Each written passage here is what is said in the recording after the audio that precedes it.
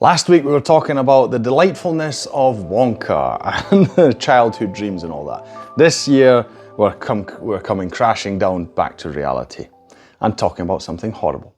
Let's talk about the HBO/Sky miniseries Chernobyl.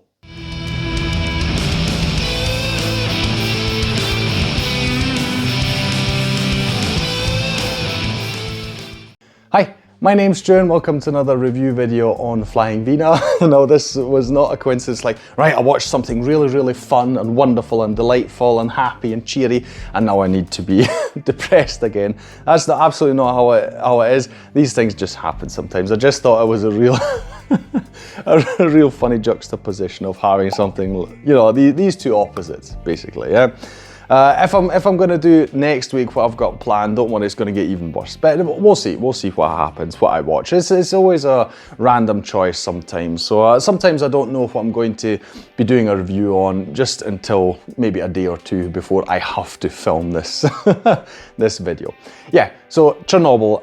Yeah, I'm assuming you will be familiar, but I mean, then again, you know, we're talking about maybe people are watching this who are teenagers, etc., or very young.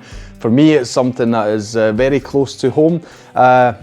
If you're not familiar with Chernobyl, please look it up. It's one of the biggest accidents, if not the biggest accident. I mean, I want to call it the biggest tragedy, but obviously that is a hugely loaded question. What is the biggest tragedy in history?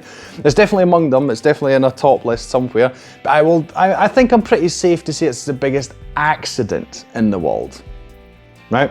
Maybe depending on interpretation. Yeah, the explosion at the nuclear power plant, PowerPoint I was going to say, the nuclear power plant in Chernobyl in today's Ukraine, back then in 1986, that was the Soviet Union, right? Yeah, so this is something that is actually rather close to home. I was born in Vienna in September of 1986. Now this disaster happened in 1986 and my parents, as you can imagine, I'm in Austria, especially Vienna where I live and have been living all my life. You can be in Ukraine in like 5 hours with a car, so Chernobyl is actually not that far away. And if you know the details and how far the radiation spreads and all that, it's actually quite a serious thing. So my parents were always quite fearful that I would somehow maybe have, you know, some kind of reactions from that. If you ask my brother, he will delightfully tell you, yes, I was definitely influenced in some bad way by the explosion. Cheers, bro. You know, I mean, if I would like to think more along the lines of Bruce Banner, you know, I would like to think that I enhanced some of my qualities, my excellent humour, for instance, or my razor sharp wit when doing these videos, you know, I think that comes from, nah, I'm just kidding. Luckily and fortunately, I can't tell that anything ever has had a negative effect on me from that explosion. But obviously it's an incredible tale to tell. And I've seen it before, I rewatched it now because I saw it, you know, I've got the Blu-ray, I was like, oh, I need to watch this again because it really is incredible. And yeah, I thought I have to share this because it's already been out for 5 years now, so it's crazy to think. What is it about? I mean, you know, this is just really for the people who either really don't know anything about Chernobyl. Like I say, look it up. It's really fascinating from a scientific, historic point of view, you know, to go through the events. But also you might be wondering, okay, what exactly does this series portray, of course, because that, yeah, is a more immediate question. So it's a mini-series, it's got 5 episodes, that's it. There's no multiple seasons, nothing going on. We've got 5 episodes, each roughly an hour, and that's your lot, right? What is really cool about this series, first of all, according to my research, it is very historically accurate. There are a few things in there that are not accurate. Obviously, it's a dramatization, so some things are being tweaked to make them more interesting for the audience, more dramatic, or something like these things. But the majority of it is exactly as it should be historically, right? Especially, I mean, obviously dialogue between people, very difficult to reconstruct and make it interesting, right? So that'll be probably where the most artistic creativity happened. But we are following, obviously, from the very night when it happened, you know, from 1 o'clock in the morning, basically.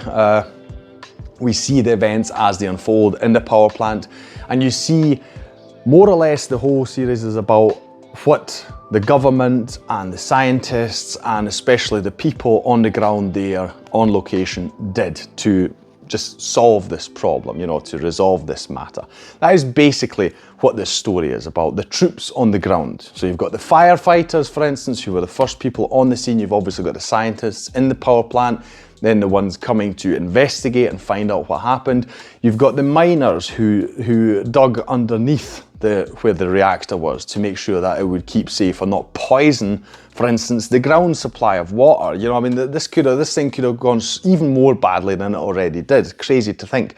I mean, if you don't know, Chernobyl has got an estimate somewhere between 4 and 90,000 dead people as a direct consequence, right? It's difficult to say because the Soviet Union didn't really keep too clear you know, documentation about this and archives. But yeah, so much more could have happened, you know. And then you've just got all sorts of soldiers, of course, involved, the government itself, and everything that was done to, yeah, face this new problem that humanity did not have until this point, right? Because it really is something. So that is what this is about, and the investigation and what caused it and all these kind of things.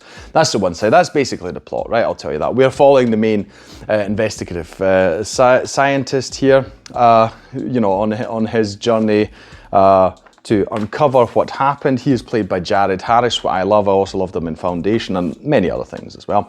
He is definitely the main character, and then you've got Stellan Skarsgård. He plays sort of the representative of the government. These are two actual people who were there, by the way. Yeah, who was tasked with leading the whole cleanup, etc. of Chernobyl, right? So that's who we follow. Now, that's all I'll tell you about the plot. You know, I mean, obviously you can look up everything that actually happened, but still it's done, I think it's really thrilling to watch, not in an exciting way. Obviously it's a dreadful thing, but I'm saying you're glued to your seat because the whole thing, it feels like a gut punch. There's always this eeriness, this dread in the background somewhere, be it through the music or some ongoing silences between people or just the scenery. It's really, I don't know, they somehow managed to really convey this dread that is just involved with this accident. You know, such a dreadful thing happened to humanity, and to think that, you know, we were faced with this problem, how could we solve it, and all these things. And it's done so well. The portrayals are incredible. You know, you're just watching these actors, you're following them along, and it's just, yeah, they make you really feel in the moment. And especially what many people have praised about this series, which I will also say, is they do a really good job of showing the story of the little people, right? The firefighters, or like I told, the miners, or just the random people who lived in Pripyat, which is the closest town, village, whatever you want to call it. I think it's a town, basically, to the power plant, you know. What were the consequences for them? How did they deal with it? What was done with them? I mean, hundreds of thousands of them were just evacuated, never to return again. Crazy. I mean, just the scale of it is massive, you know, and it gives you an understanding into how delicate nuclear power plants are. I mean, that's another whole discussion. I think if there's a safe way to do it, I think it could be a good thing for humanity, in the sense of, you know, how we can create energy without all the big, obviously, oil and gas and all these kind of things, you know. But I'm not a scientist, so obviously it's a very more difficult problem to solve. I'm just saying, this is obviously showing, you know, how careful you need to be, because one mistake and it has got consequences you could not imagine, that could outlive all of us and continue on for thousands of years even. You know, it's crazy the power that humanity wields. Watching this, you know, after having seen Oppenheimer, it really gives you such a big picture, clear picture of the delicate balance, the delicate tightrope that we are walking on constantly with these massive powers that we kind of do understand, but yeah, still use, you know. No, really, all the elements here are magnificent. If you've got the chance to watch this series, especially if you're interested in it historically or from the nuclear point of view, whatever it is, watch it. You will not regret it.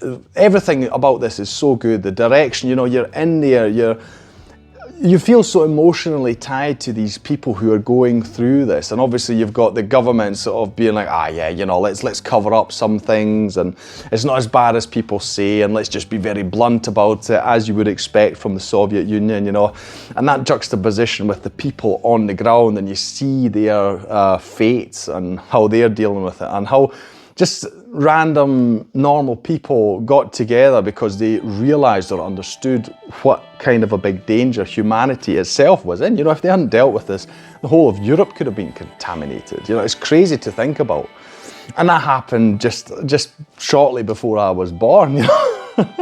Unfortunately, it's not a danger today because it's nicely contained and hopefully will stay so, you know. Who knows what will happen. But if you've got a chance to watch this, definitely do. I feel you won't regret it. That'll be all from me today. If you enjoyed this video, please like, share and subscribe. It is the best way to support this channel. Leave a comment down below about anything you want to say Chernobyl related, either the actual disaster or the series, you know. Anything else out there that you would recommend, because this is a topic I am definitely interested in. Fortunately, it's a bit of a bummer, you know, so if you were looking for a happy thing to do that I would talk about today, I'm sorry to disappoint. Like I say, next week might be even worse, depending on what I watch. We'll see. I'll thank you for watching this video, and I'll see you in the next one on Flying Wiener. Take care.